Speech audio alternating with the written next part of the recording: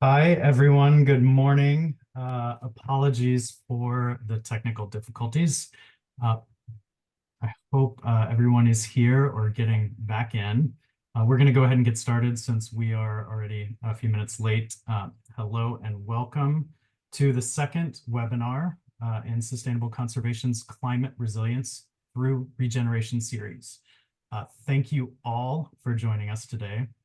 Um, First, I'd like to thank our sponsors, Environmental Associates, Holland and Knight, Spotswood Estate Vineyard and Winery for supporting our Spring 2024 webinar series and for sharing our vision of stewarding our most precious natural resources for all Californians.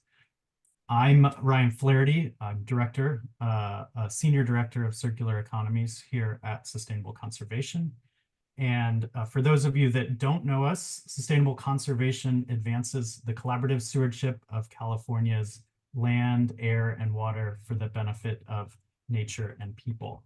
So every day we bring together business, landowners, scientists, government, water agencies, nonprofits, and others to advance collaborative solutions to steward the natural resources we all depend on in ways that are just and make economic sense. And throughout our spring webinar series, we are exploring how sustainable conservation and our partners are adapting and innovating together to confront climate challenges head on and to build a stronger, more resilient and sustainable California. So the first webinar focused on multi-benefit groundwater recharge. The next one after this one will focus on ecosystem restoration. And today we're going to be exploring soil health. So welcome you. Thank you for joining. And to set the stage briefly for the discussion today, I'd just like to share a few thoughts. So as we think more about building a more resilient California in the face of climate change, our soils are a really important tool in several different ways. So soils can help cycle carbon and potentially store carbon. This is where most of the attention on soils and climate has been, and it's important, but it's not the whole story. Soils also determine how water flows through our landscape, to what extent water pools on the surface and runs off, and to what extent it makes its way into the ground to be stored for later use. And those factors are incredibly important as we think about our resiliency in the face of extreme floods and droughts in California. Soils also determine to what extent nutrients such as nitrogen are cycled within the soil versus to what extent they leave the soil through to the atmosphere or to surface or groundwater. And that's really important as we think about to what extent our local communities experience air pollution or drinking water contamination. And soils clearly are incredibly important in determining the productivity and resiliency of our farms and the food and fiber that is grown in California. So if you want more information about soils and water, take a look at our soils and water report, which we'll put in the chat. And before we get started, before I introduce our panelists, we'd love to get a chance to know you, our audience, a little bit. So we've just launched a poll here. We've got a 4-part poll. Just scroll down to see all of the questions and options. And if you don't see a response in there that responds to you, feel free to use the chat. So I'll give a minute or two to fill that out.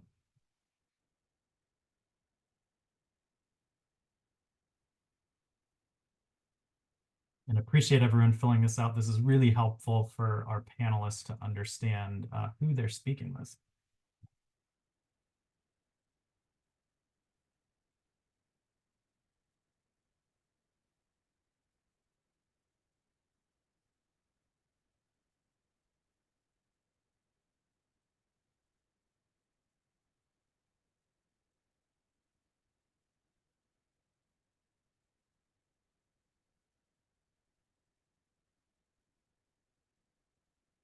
Give a little bit more time. We only give a few more of you time to finish up.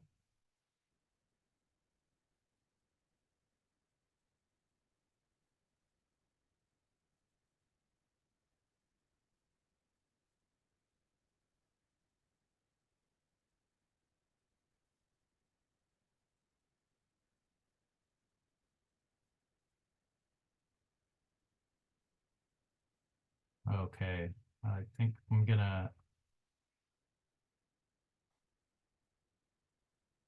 So it looks like we have a good mix of folks from across California and different regions in California, and a few of you joining us from out of state. So thank you for being here.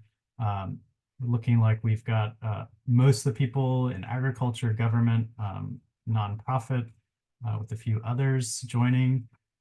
And then most of you, about more than half, are kind of rate yourself as average in understanding the topic of soil health, and evening out on either side, beginning and expert. So that's excited. And then we appreciate you sharing your specific things that you'd like to learn about the webinar today. So with that, I just want to say that we, Sustainable Conservation, have been working at the nexus of soils and water to help build the resiliency of our ecosystems, our communities and farms.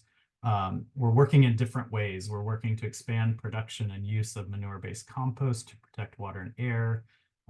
We're working to show how practices like cover crops and high carbon amendments can reduce nitrate leaching. And we're looking to understand how soils and non-cash crop vegetation can support effective implementation of California's Sustainable Groundwater Management Act. In fact, we just released a report with a big group of folks on Monday about cover crops and the Sustainable Groundwater Management Act. We'll put that in the chat as well, the link to that. And that report was a huge collaborative effort based off of a series of meetings with 100+ people from different areas of expertise. And the report itself was written in collaboration with 30+ experts. And that type of collaboration is really central to our work on soils. We can't do this alone. Our success is 100% dependent on collaboration with many, many others with expertise across different areas. You may have heard in our last webinar series some of those different partners, from researchers, business, environmental justice, farmers. And today, I'm really excited to talk with Karen and Amy, who, among many other things, provide critical technical assistance to growers. And that work is vital not only to support growers in implementing practices that meet their needs, but also for sharing farmer needs with others, such as sustainable conservation, so that our work responds to the reality on the ground. And so really excited for them to be here to share with you some of their experiences. And we'll spend about the next 30 minutes or so in conversation with Amy and Karen, and then we'll leave about 10 or 15 minutes at the end to take questions from the audience. We are getting a little late start, so I hope we have a chance to answer all of your questions, but if not, we will follow up. And so with that, it is my honor to present Karen Lowell from NRCS and Amy Silaznov from the Madera Chowchilla RCD. I am going to let them introduce themselves because I can't possibly do them justice. But I will say that each of them is a force in their own right. They have each made enormous contributions within the communities they work and to the broader work supporting farmers and farming communities in building resiliency. So Karen and Amy, thank you for being here. You could come off, put on your video. Hi, Karen. Hi, Amy. So if we could get started just telling us a little bit about yourself and why you care about soils. So maybe start with Amy and then move to Karen. Good morning, everyone. I'm Amy Silaznov. Thank you for the introduction, Ryan. I've been serving as the executive director of the Madera Chowchilla Resource Conservation District for the last 3 years. My previous experience is working at an engineering firm as a due diligence coordinator. I worked on projects throughout the U.S., working closely with multiple cities and counties. I also work as a water contracts manager for the Tranquility Public Utility District. And my passion for environmental work and connection to the farming industry is what led me to my current role as executive director for the Madera Chowchilla RCD. I'm looking to bring the RCD to be a local go-to hub for innovative solutions for producers to navigate through SIGMA and provide technical support and education around conservation and regenerative agriculture practices. Our RCD is also very passionate about spreading the word of the benefits of healthy soils and cover crops. We host multiple outreach events a year to our local growers in the San Joaquin Valley, educating them on why cover crops can be beneficial for them to incorporate into their farming practices. That's just a little background about myself, and I will pass it over to Karen. Thanks, Amy. I'm Karen Lowell. I'm an agronomist with USDA and RCS. I'm based in Salinas, and I cover the Central Coast as well as Stanislaus and San Joaquin counties out in the valley. So I never get to feel very smart because that's a lot of diversity in agriculture for an agronomist. My path to agriculture is a little unique. I started as a psych and English major, and then I was a Peace Corps volunteer in West Africa, where I really fell in love with working with farmers and understanding the knowledge and skill that farming requires. And my passion really is in capturing what the farming community knows and finding ways to build on that knowledge and skill. I truly believe that as smart as Amy and I would hope to think we are, we realize that really to build new opportunities to support sound management of our natural resources, we need to understand what's being managed and how it's being managed now and why. So my passion really lies in understanding the people that are managing the resources, because without that, we're really not going to move the needle. My training after I came back from, I'm not just psych and English anymore, folks. So after I came back from West Africa, I did a variety of things and ended up getting a master's in agronomy and then a doctorate in soil, crop, and atmospheric sciences, which really gave me the sound understanding of the principles that are in play in these agricultural systems. But I often joke that 90% of my job is still the people. 90% of my job is still understanding why people are making decisions as they are, and building a respectful dialogue to serve as a thought partner as people are making those management decisions. So I think that's all I need to say, Ryan, for now. So I'll turn it back to you. Sounds great. And we will, I'm sure, come back to that kind of grower experience and grower needs and what we can learn from growers. Before we do that, the theme of this webinar is kind of soils and climate resiliency through soils. So I was wondering if each of you could talk briefly, I know this is a very tough question, but about climate threats in your region and how your organization is working with soils and with growers and soils to build resiliency. And Karen, I know your region spans a little bit, but maybe if you could start and speak to the Central Coast, and then Amy can speak to to her region. Sure, thank you. So I like how Ryan opened us up talking about sort of big picture soil health, and there's a lot of dialogue. So when I think about soil health, I'm thinking to a large extent about how well we maintain and build soil carbon and how we protect and support the biology that's cycling that carbon in the soil. Carbon sequestration gets a lot of love in the public discourse now, but really a lot of those functions of soils that we're relying on to protect water quality and to capture rainfall and to cycle nutrients and all of that, that's really built upon the biological activity in the soil. So big picture, everything that I will say today will be kind of anchored in that idea of I'm looking at how are we building or maintaining carbon and how are we protecting the biology that's cycling it. So in our conditions here on the coast, which as Ryan just alluded, he's asked me to sort of focus on that. So what are our conditions? Very diverse soils. We have everything, for those of you who are soil geeks, we have everything from mollisols to vertisols to alpha sols to, of course, entisols are pretty much everywhere. So very diverse soil conditions. Historically, production was on the valley bottoms. It's now shifted up the slopes, which creates some unique challenges. I'll get to that. Our key crops that I'm going to talk about, we have vineyard, we have diversity of some other longer term crops, but I'm going to speak about our cool season vegetables and berry rotations for the most part, and I'll let Amy speak more to the orchards, vineyards, and maybe silage out in the valley. What I will say is those long-term perennial crops create some unique opportunities because you've got the tree or vine row and you've got the middle, and I'm seeing some really exciting things emerge in terms of grower innovation in those middles. Our Mediterranean climate creates some really great opportunities for us. We don't have the extremes. The ocean cool water moderates our temperatures, so we don't get as cold, we don't get as hot.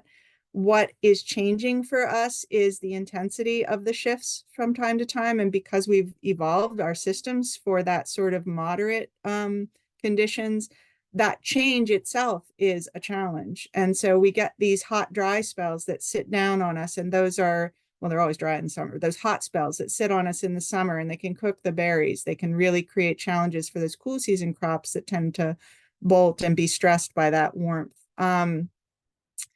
One of the things that's changing for us is the intensity of our rainfall.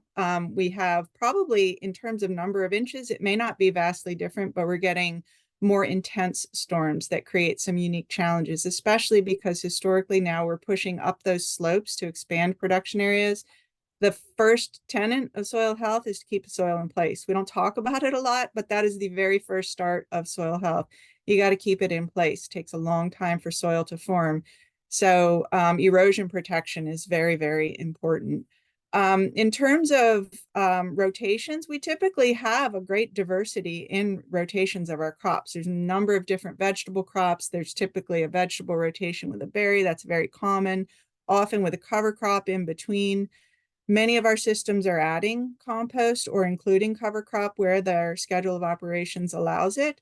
So I would say on the carbon input sides of it, and especially if you think about the residues that are going in with some of our crops, think about a broccoli crop. You cut the crown off, that's all you buy in the grocery store, but all that big stalk goes back in. That's a very high quality carbon input into the system. So our systems have a lot of carbon inputs. Our moderate temperatures don't drive loss of that carbon like might happen in some of the bare ground, high temp systems in the Central Valley. Our challenge is the intensity of tillage. Because our crops may be double or triple cropped in that non-berry part of the rotation, so a couple cycles of vegetables and then basically a year of berries, in that couple cycles of veg crops in a season, you have full width tillage of the field, often double or triple crop, and that's many passes quite often to get to the seed bed structure or the bed structure that they're looking for. So for us, I would say it's not the input side or the high loss pressure, it's more the disturbance in our systems that's very challenging. So we can cycle back to that. Greatest challenges, I think I've already touched on that. I'd say change is a challenge, right? Because management evolves for the conditions in which it's being managed, and then change happens and you have to figure that out. We see shifts in when pests and diseases emerge, how many times a year we'll see a flight of a particular pest. Those are all challenges for our growers. Keeping the ground covered is hard because they want to be in production as much as possible. Ground rent is very expensive here. So managing for optimum production sometimes means leaving ground ready to work right away in the spring, which has challenges for protecting it in winter rains. In terms of what we can do to build it, we can only do what our customers want to do, right? So we are doing a lot. We have several different funding streams, and we are seeing a lot of interest in compost and cover crops. I'm almost done, Ryan. We haven't had a lot of luck shifting tillage patterns, largely because there's a demand for that seed bed, that ground prep.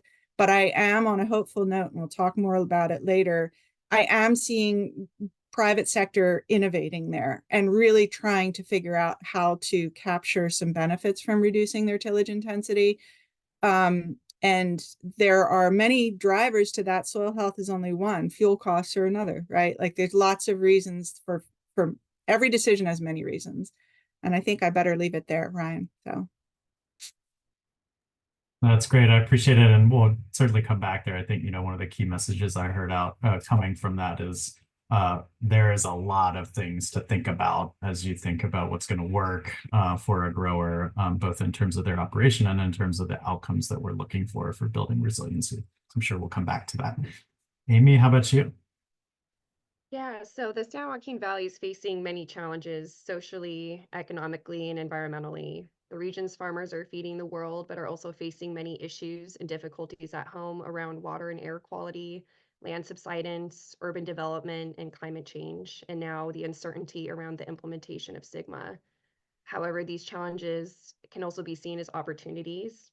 Sigma in particular offers an opportunity to incentivize and support widespread adoption of smart water and soil conservation and management practices and programs for durable economic, agricultural, environmental, and social benefits for the region and the state.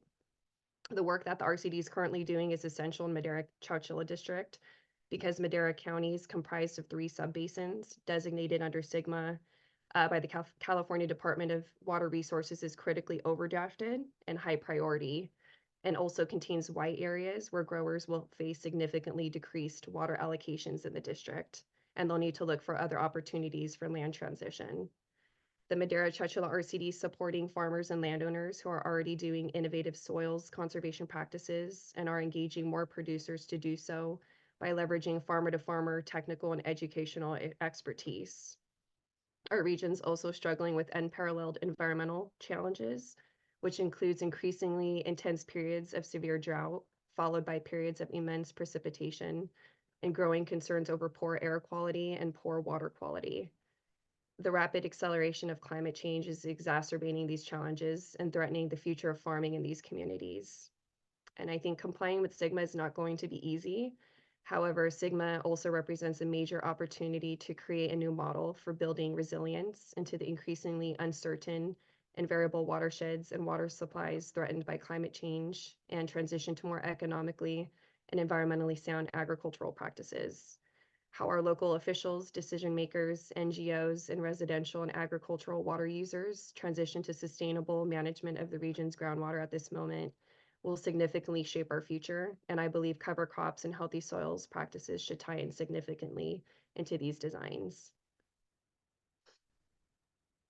Thanks, Amy. And I have similar themes. I think, you you mentioned the Sustainable Groundwater Management Act, the groundwater legislation that's getting implemented, and I think that's taking up a lot of attention, and for good reason. But there are a lot of other things going on that we that live here in the valley and including growers need to be thinking about and balancing.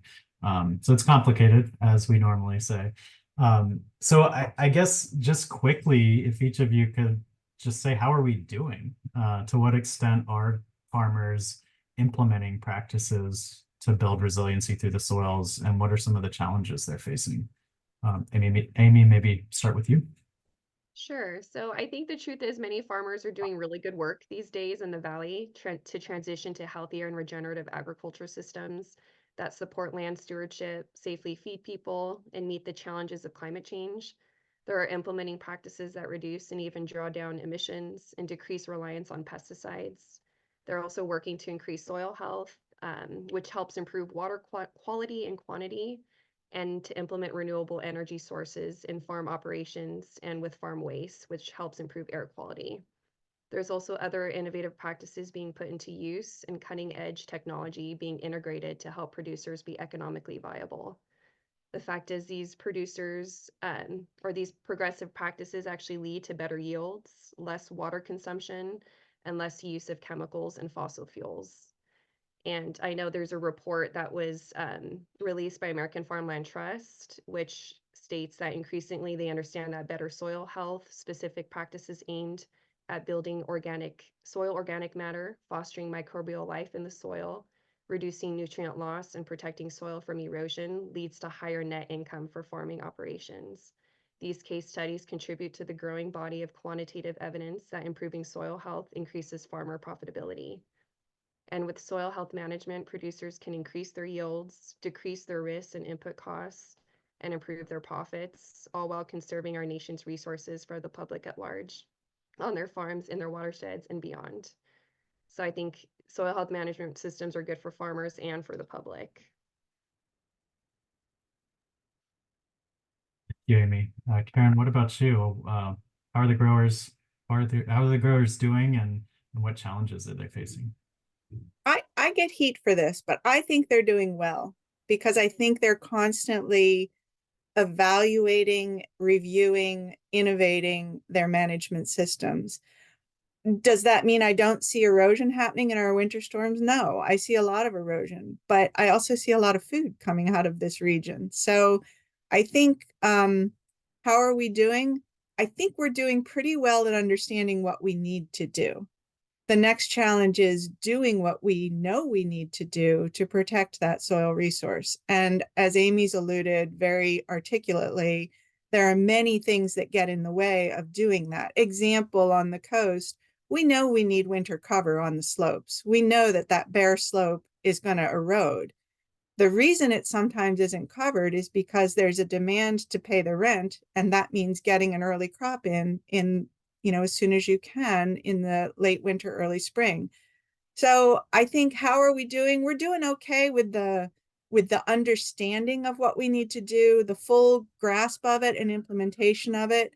There's always room for improvement in that regard. One of the things that I think is really exciting is the extent to which there is a huge push in innovation among the private sector. So I work for a public agency, but the private sector here is driving the boat. We've got an innovative ag tech innovation center. We've got CCAs, PCAs who are actively engaging their customers to nudge them towards what I would consider conservation approaches to their management. Building resiliency, these systems are hard to build carbon in if they've got this much disturbance. So I really think the nut to crack is that full width tillage. The challenges there are many. I'll mention one that Amy hasn't. Over here on the coast, Sigma it still has teeth, but they aren't as pointy and sharp maybe as out in the Central Valley yet. One of the challenges for us is food safety. Our crops are raw ag commodities, and they have some real challenges in doing things that don't create, it's not just food safety as in pathogens, it's also what I would call food quality. So anything that's not the crop, nobody wants to find a little clod of soil in their clamshell of baby spinach, or a little bit of residual cover crop. So those market demands, consumer, I will say, I'll be kind, lack of knowledge about what it takes to get that crop to their food plate. Those are all real challenges for our growers. They're busy growing crops, and they've got 9 million things demanding their attention. Regulatory demands, consumer demands, social demands. That's a lot to manage. So what are the challenges? A large one might just be bandwidth. Yeah, and I'll just add maybe a little bit. So this, the consumer and then the buyer demands based on consumer preferences is something that came up in the webinar series last spring, and I think that can be particularly problematic when we're talking about some of these practices that involve, compost or manures, getting them in the field, or when you think about integrating a cover crop in the timing of harvest, and is the field going to be wet? And so I think there's definitely some supply chain challenges, even with companies and buyers that want to move to more sustainable agriculture. When they think about their procurement requirements and decisions, there's some challenges there that some of the companies talked about last year.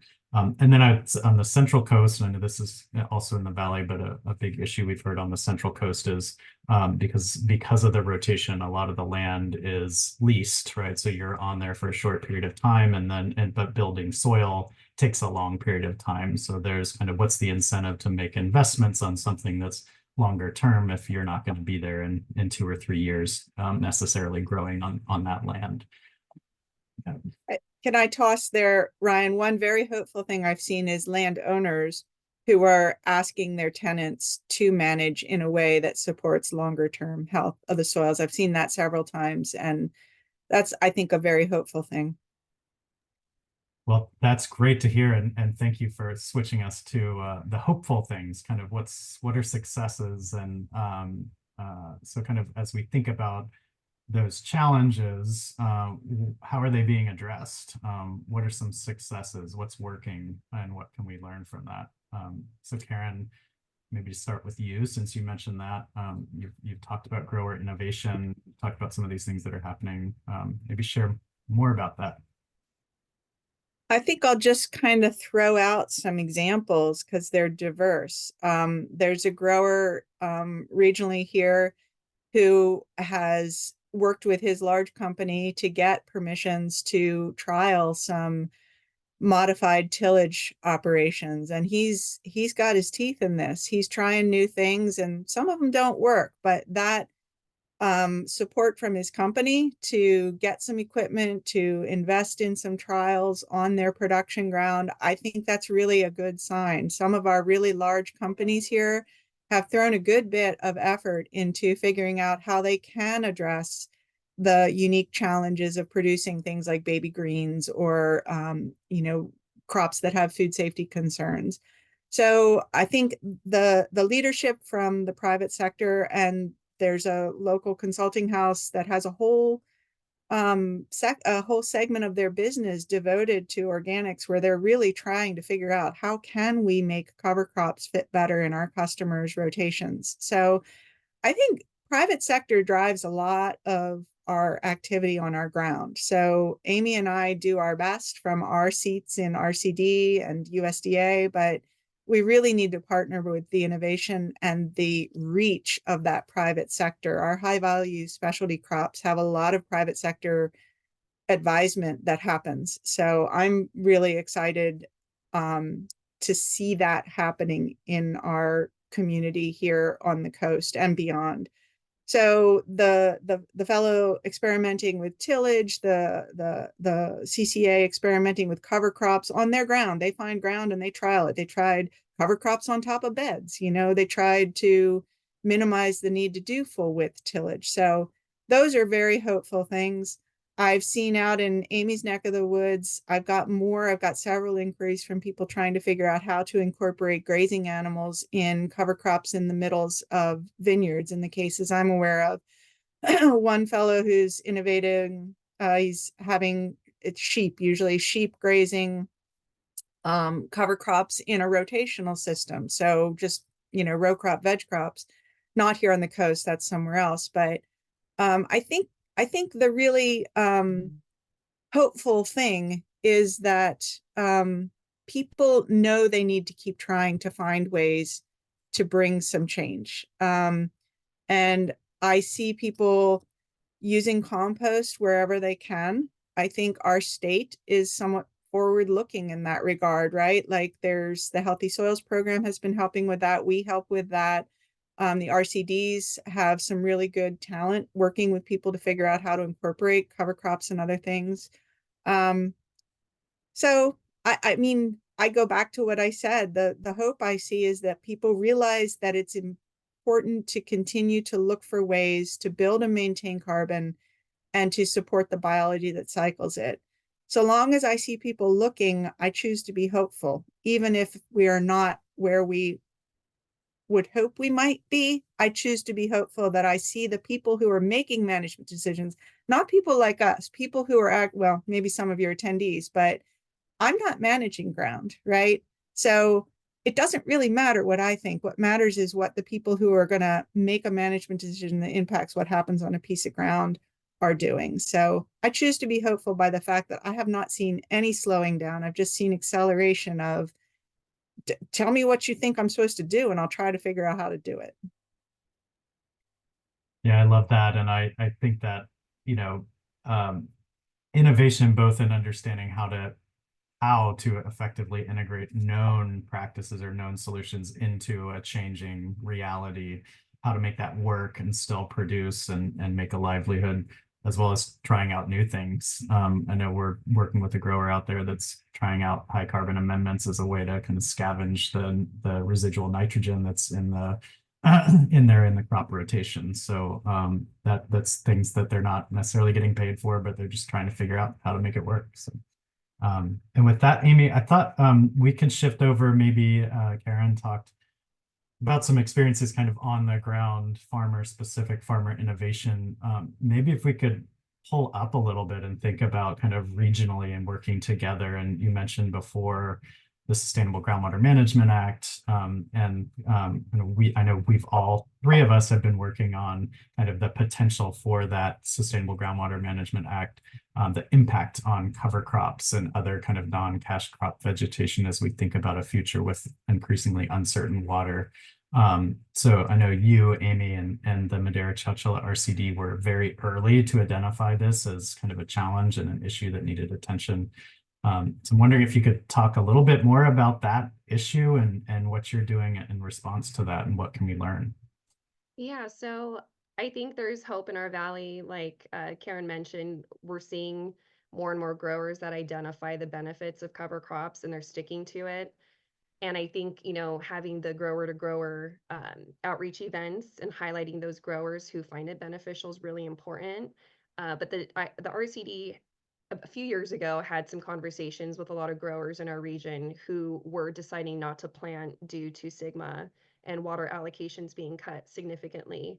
And so we did do a presentation. The RCD did a presentation to our local regional water management group back in 2021 on the benefits of healthy soils and why implementing cover crops were beneficial to our region. And I think that was an important stepping stone. And I'm glad that this topic escalated into the soil water interface expert convenings. I think that was an awesome next step that Sustainable Conservation and NRCS and that partnership took forward.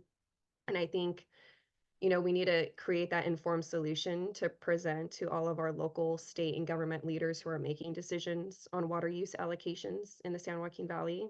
And also, the RCD has been working on the multi-benefit land repurposing program that's funded under the Department of Conservation.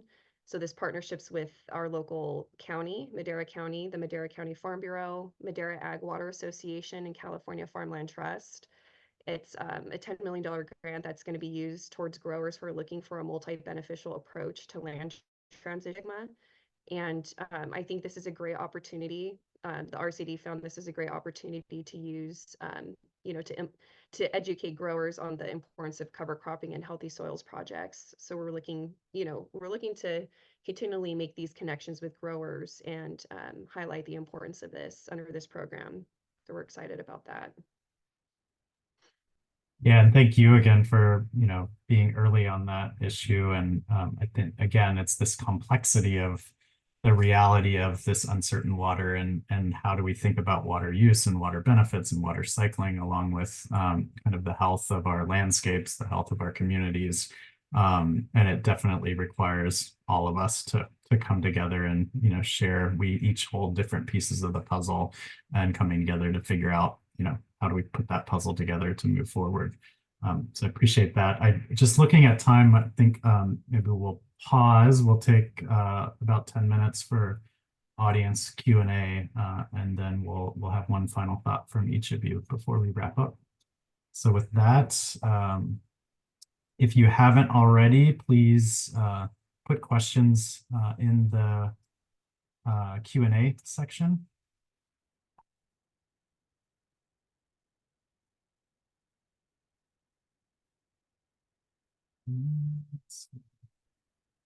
And while maybe people are throwing some stuff in there,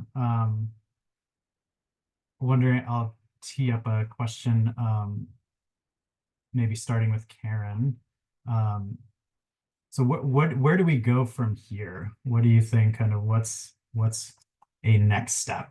What do you think could be a high impact next step as we look forward?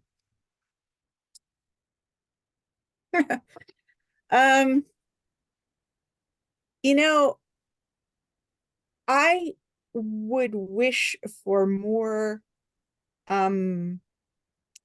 this sounds strange, but more in the box opportunities for people to adapt. So example, we have funding for things that we think will be beneficial, but I would like there to be more opportunities to support the grower innovation at a smaller scale, right? Like what I often hear from people is, I did this modified management, fill it in, I tried cover crops, the way they told me to kill it didn't work well. So what I very often hear is, I purchased equipment from Europe and I modified it.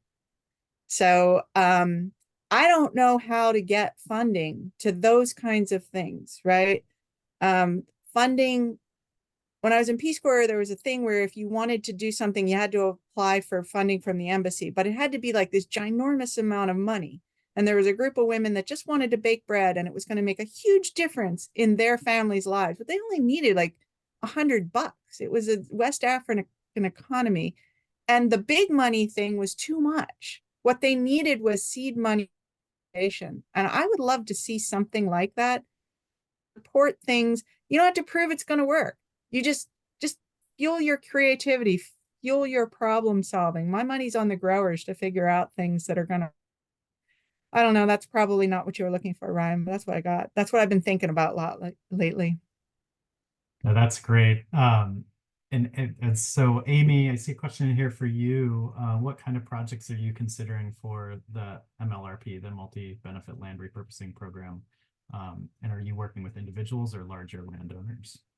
Yeah, so right now we're working on a pollinator habitat project as the kind of like a trial project before the program kicks off. So that's our first project we're working on, but we're looking for cover crop, recharge. There's a lot of different project types listed under that program, which is really exciting. So it's completely open to growers, large growers, anybody who's interested under that program to apply for. But I think, one thing that the RCD really wants to continue is educating landowners on the benefits of cover crops so that we don't see a halt on that. So I think really the grower to grower conversation is important because we've done workshops where it's just technical assistant providers, but really growers want to hear from growers and what works and what doesn't, the challenges that they're facing and what really works on the ground. So I think it's really important that we continue that education and continue making that outreach, which the RCD has been focused on in our region, because we want to continue seeing these projects being implemented on the ground. So that's one thing that we're looking to continue. And under this program funding, there's outreach events, and we're looking to continue hosting some cover crop outreach events. Great. And I see a couple of questions coming in here that are related to kind of more specific practices. So maybe we'll start there and then broaden out. Maybe this is a quick one, and if you could type in answers if you have more specifics, but there's one around money to pay for seeds and fuel to plant cover crops. Either of you can take that one.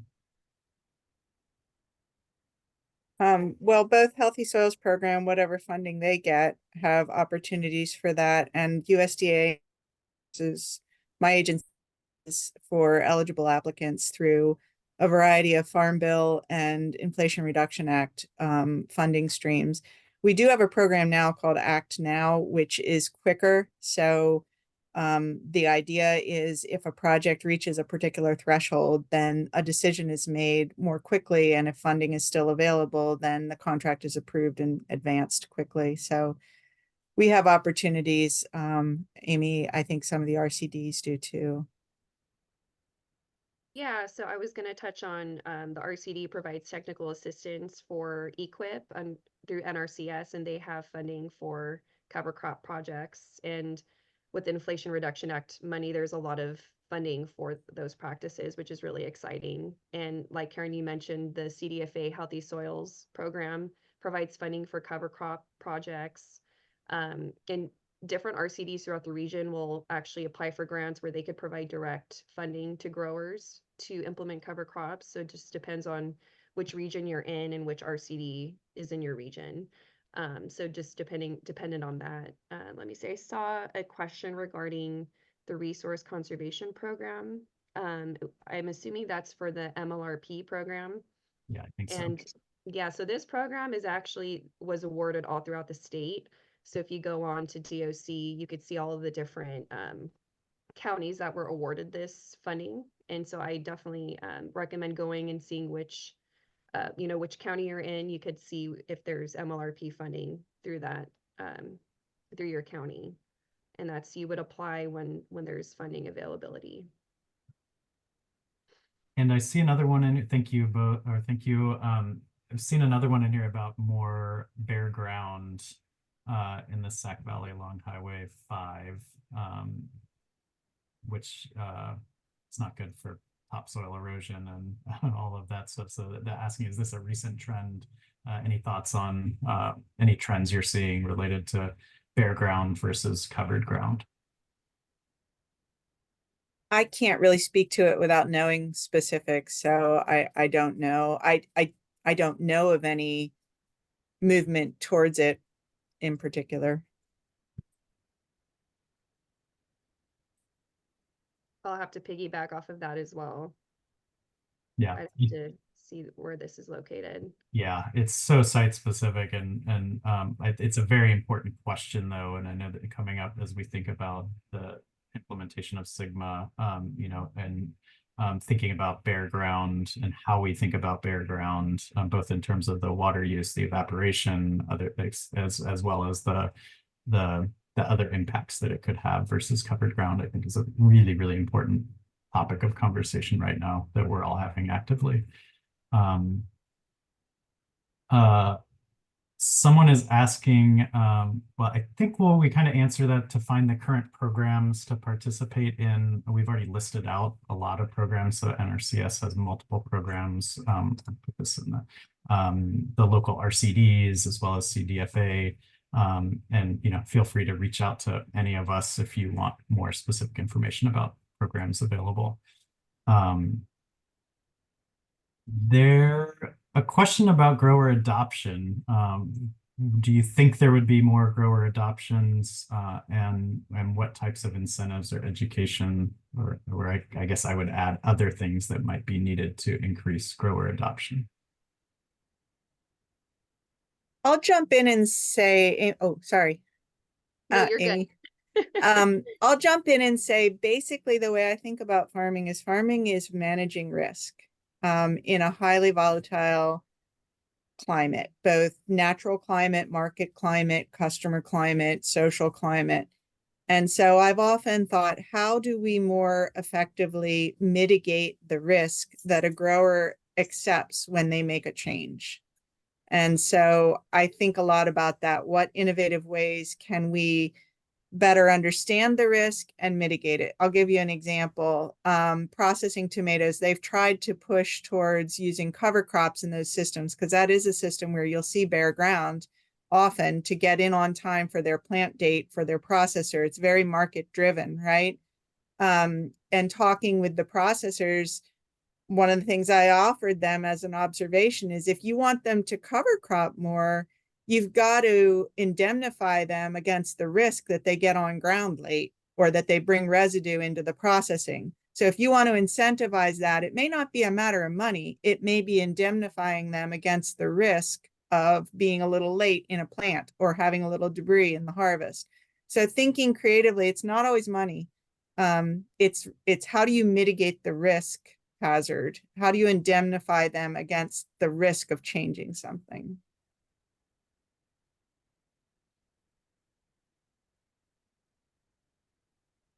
Okay, I'll move on to another question then. There's a question here. There's a couple of questions in here about the use of sewage waste as nutrients. And I think this would probably fall under it's hard to respond to that without having specific information. But I don't know if there's a question here about, are farmers reducing the use of sewage waste for fertilizer? So I think that implies that that's a common practice. So I don't know enough about where this question is coming from to answer it. So if either of you want to answer that, feel free. I don't believe it's used on any of the veg crops because of food safety concerns. It's commonly used in other parts of the country, tertiary treated sewage waste, but to my knowledge, not. Now, reclaimed water is used in some of our areas where seawater intrusion is a problem. So tertiary treated from wastewater plants is blended with well water and can be applied because it's verified to have been cleaned up in that process. But I don't know of, I'm not sure what they're asking. Yeah, feel free, those that have those questions, to get in touch with us at Sustainable Conservation if you have more specifics, and we can try to get back to you on that. And then I am maybe really quickly, because we're almost out of time, I guess I'll do a yes or no instead of opening it up. Are conservation incentives like equipped healthy soils being used on leased ground as opposed to owned ground. Yes. Yes, and I believe with CDFA healthy soils as well, it's now allowed. So, okay. Great. With that, I am going to just ask if each of you could share just one final thought for the audience, just one quick 1 minute, one thing you'd like to leave the audience with before we wrap up. So starting with Amy. Yeah, so for all the growers on here, I just want to say don't give up. You know, cover cropping could bring its challenges, and you know, you will see the payback. I know it takes a couple of years, but it's completely worth it. And I definitely urge you to continue and, you know, push through that. And it is such a great management practice to incorporate into your farming operation. So that's just one last thing I want to leave off with. And pass it over to Karen. Nice. I like that. So I just taught a soil health class to a bunch of NRCS and partner folks. And what I said to them is, you have to understand what people are doing and why before you can effectively enter a dialogue about what might they do differently.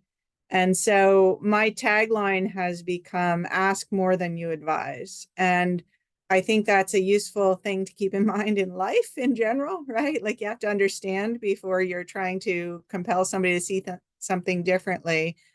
And, you know, a few years back, I was on a panel with a grower and he was getting peppered with, well, where might you include cover crops in your system to diversify your rotation? And he was really, afterwards we were talking, I said, that was a little frustrating, huh? Because he had shared with me and he had shared with the group that he was growing tomatoes and then a variety of vegetable crops. And they had other, you know, tree crops in their rotation too. But he had incorporated to avoid bare ground in the summer, he had incorporated teff as a summer warm season grain crop. And he was getting peppered with, could you do cover crop? And he's like, why would I do cover crop? Am I not allowed to grow a cash crop? So the example, it kind of stuck with me. And what he said was, I wish people would tell me what they think is important to have happen and then ask me what I'm doing that might be addressing that. And that's kind of the posture that I think it helps all of us as conservation professionals to adopt. And I hope that those of you growing crops on this understand that that's the question that I encourage you to push at. When people are asking you to change, ask them, well, what is it you think is important? And let me think about how my system might be scratching that itch. It's going to take a dialogue, and it's going to be a constant dialogue. And with changing conditions, that's going to constantly change. But that's my takeaway. Ask more than you advise. Ask to understand and enter the dialogue as a thought partner, not as somebody who has some preconceived notion of what this system needs. I think that's a fantastic note to end on. Lead with curiosity, listen to understand before we start talking about solutions. So thank you both for being with us today, sharing your expertise on this important topic. Really, really appreciate it. I've enjoyed it. I hope the audience has. Thank you for tuning in. And just a quick note, the next and final webinar in the series will be on June 5th, focused on ecosystem restoration. And that page will be posted next week. So stay tuned for announcements on email or our social media. And if you'd like to follow us on social media, subscribe to our email list or consider a donation. These webinars and our work are fueled by the generous contributions of organizations and individuals like you. And right now, all increased and new donations are currently being matched dollar for dollar. So consider donating on these as the screen here. And it's also fueled by our wonderful partners. So Karen and Amy, thank you so much for your partnership and for the work that you do. And thank you all for joining us. And we hope to see you in June. Thank you, and have a great day.